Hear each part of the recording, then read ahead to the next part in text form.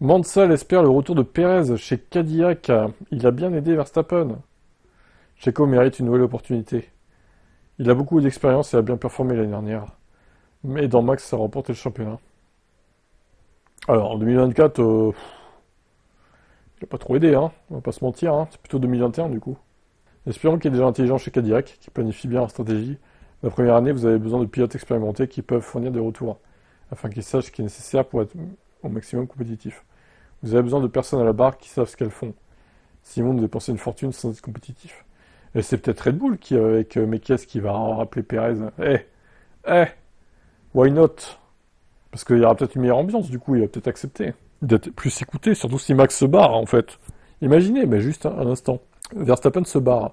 On fait monter Hadjar, admettons. Mais est-ce qu'on prend Russell dans la Red Bull numéro 1? Ou est-ce qu'on prend plutôt Perez, qui connaît bien l'équipe? Bon, après, avec ses sponsors, il peut intéresser Cadillac aussi, Perez, c'est sûr, quoi. Sinon, dans la liste, il y a Mick Schumacher aussi. Lui, on n'arrête pas de citer son nom, mais honnêtement, ça m'étonnerait. Ça m'étonnerait qu'il passe chez Cadillac. À mon avis, Mick, sa carrière, elle est en WEC. Elle est plus en Formule 1. Il a essayé, bon, bah, ça s'est mal passé avec Günther Steiner et Haas, mais bon. Je pense qu'il est un peu cramé pour la F1, quoi. Même si, bon, effectivement, il mériterait peut-être une seconde chance dans une autre équipe qui l'écoute, qui le respecte, mais je sais pas. Perez, à voir, peut-être. Engager Mekies était une excellente décision de la part de Red Bull, selon Ralf Schumacher. Ils promeuvent Mekies qui était chez VCarb. Moi, je dis, c'est plutôt logique, en fait. Plutôt que de ramener un mec extérieur qui comprend rien au Red Bull. Genre Steiner, quoi. Il y avait des rumeurs, hein, Steiner chez Red Bull. Bon, ça se fera pas, quoi. Lui, il sera plus jamais dirigeant de F1. Hein. Et tant mieux, d'ailleurs. Hein. D'abord, l'ambition, ça se voit vraiment. C'était là, la Mekies aussi. Ensuite, il y a son expérience. D'où vient-il? Il a traversé tout le système, même dans le rang inférieur. Il a passé beaucoup de temps chez Minardi, puis chez ce qui était AlphaTauri, puis plus tard chez Ferrari. Il faut reconnaître cela.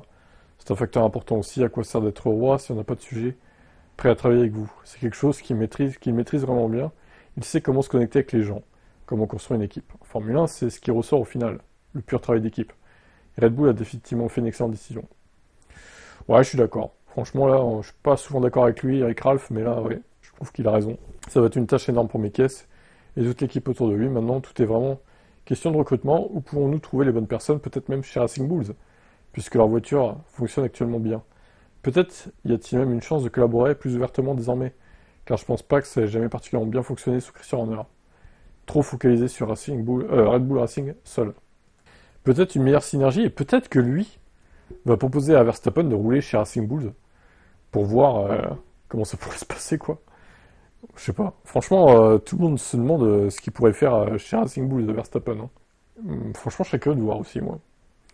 Bon, à voir ce que ça va donner chez Red Bull, qui sera, j'espère, moins toxique grâce à lui. Alors, c'est pas encore officiel, mais bon, les rumeurs vont dans ce sens. Tsunoda ne sera plus chez Red Bull en 2026. En même temps, encore une fois, Honda se barre. Tsunoda est plutôt un pilote Honda que Red Bull. Ça paraît logique. En plus, il donne pas vraiment satisfaction au niveau des perfs de la voiture. Il n'arrive pas, comme les autres d'ailleurs, n'y arrivaient pas avant, donc ça fait mal. Hein. 8-0 en course, 129 à 10, 10-0 en qualif, 6 dixièmes d'écart en qualification en moyenne. De toute façon, le deuxième baquet Red Bull, il tue tous les pilotes. Franchement, c'est terrible. Bon, il n'y a pas d'autres infos intéressantes à se mettre sous la dent dans cet article. De toute façon, le choix est à peu près restreint chez Red Bull. Ils vont pas mettre Lindblad, je pense, directement. Ça m'étonnerait. Déjà, il faut voir si Verstappen sera ou non encore chez Red Bull. Parce que si c'est pas le cas, il va falloir changer 2 pilotes. Donc il va falloir faire quoi, là? On va faire monter peut-être Hadjar. Et on va peut-être, s'il va chez Mercedes, on prend Russell, peut-être.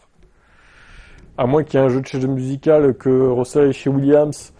Imaginez, Russell retourne chez Williams, incroyable, et Sainz monte chez Red Bull, par exemple. Je sais pas. Il peut se passer différents scénarios. Après, Russell chez Red Bull, honnêtement, je le vois pas aller là-bas. Ça ferait bizarre, mais bon. Pourquoi pas, hein, à défaut d'être à pied. Hein. Bah, sinon, Lindblad, il monterait à la place d'Adjar chez AlphaTauri, enfin, VCarb. Et Lawson, potentiellement, il pourrait rester chez VCarb. Il se passer plein de choses. En tout cas, Tsunoda, j'ai peur pour lui l'année prochaine. Hein. Je pense que... Alors, peut-être chez Cadillac, encore, sachant qu'ils seront motorisés par Ferrari, pas Honda, Cadillac... Je vois pas trop l'intérêt. Et Aston Martin, bah, c'est plein, en fait.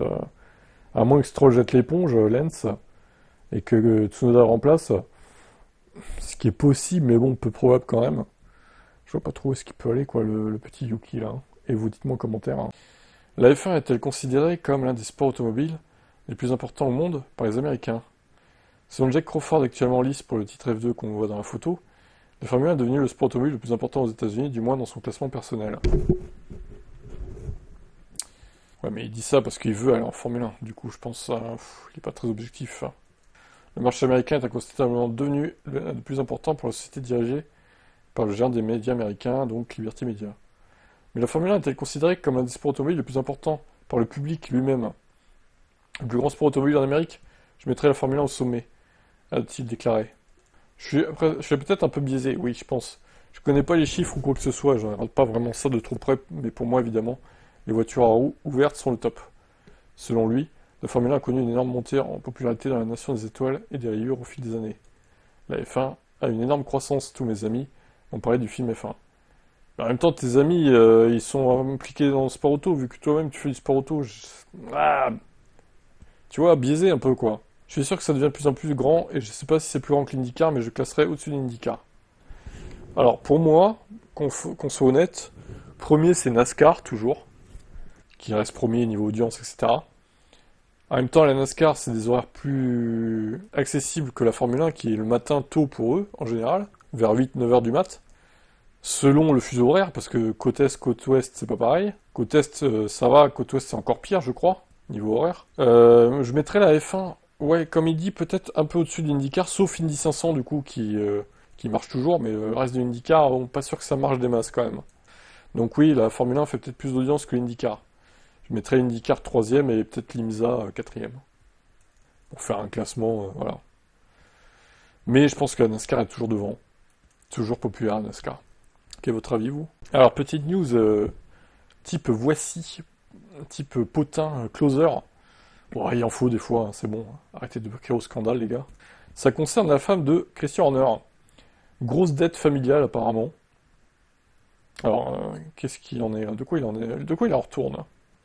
L'ancienne Spice Girl, maintenant épouse de Horner, n'est pas impliquée dans les courses, mais le licenciement de Horner a visiblement eu un impact sur elle également. Jerry se concentre sur d'autres entreprises, y compris le travail avec sa maison d'édition précédente, Falcon Queen Productions. Selon The Standard, cette compagnie a maintenant accumulé des dettes de plus d'1 million de livres, ce qui fait 1,15 million d'euros. Cette nouvelle a émergé quelques jours après le départ d'Horner, révélant que sa compagnie est actuellement dans le rouge. Il y a 2 ans, la dette s'élevait à 275 000 livres. Un an plus tard, 750 000. Maintenant, elle a dépassé la barre du million de livres. Ouais, c'est pas gérer son entreprise, c'est quoi ça? Le Mirror rapporte que sa principale entreprise Wonderful Production a en fait gagné 2,16 millions de livres, 2,5 millions d'euros en un an. Fondée au sommet du succès des Spice Girls, la compagnie a généré des revenus à partir de la musique et des accords de parrainage. Donc effacer 1 million n'est pas hors de question. De plus, Horner et Jerry ont plein d'argent dans leur compte bancaire, et cela même sans tenir compte de l'indemnité de départ que Horner est susceptible de recevoir, vu qu'il est encore sous contrat jusqu'en 2030. Et lui, il vise les 50 millions, mais bon. Il les aura pas, je pense pas. 10 millions, ce serait déjà pas mal. Ça ferait une année sans rien foutre, ça va. Pas mal la compensation quand même. Voilà, bon, elle est pas trop dans le rouge non plus, vu qu'il y a une entreprise qui tourne bien et l'autre non, mais attention Jerry quand même, hein, à mieux gérer son business.